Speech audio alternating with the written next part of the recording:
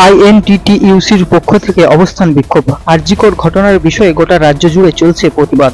আজ শুভ রাখি বন্ধনের দিন বাঁকুড়া জেলা আইএনটিটিইউসির পক্ষ থেকে দুর্লভপুর শ্রমিক ভবনে জেলা সভাপতি রথীন ব্যানার্জির নেতৃত্বে একটি অবস্থান বিক্ষোভ করা হলো। এই দিন শ্রমিক ভবনে সমস্ত কর্মীবৃন্দরা উপস্থিত ছিলেন। আজকের এই বিষয়ে বাঁকুড়া জেলা আইএনটিটিইউসির সভাপতি রথীন ব্যানার্জি কি বললেন শুনুন।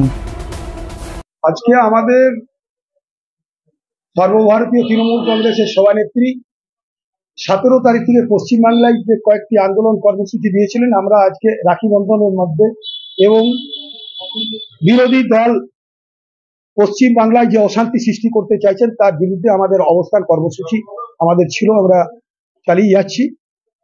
আপনারা শুনেছেন যে একজন ডাক্তার মহিলা তিনি মারা গেছেন, দুঃখজনক ঘটনা। কিন্তু আমাদের রাজ্যের মুখ্যমন্ত্রী সমস্ত কিছুই তার তদন্ত ভার সিবিআইয়ের হাতে তুলে দিয়েছেন।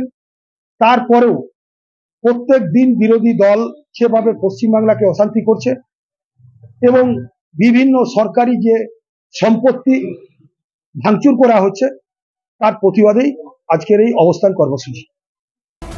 অনিকেত বড় রিপোর্ট, BN1 বাংলা।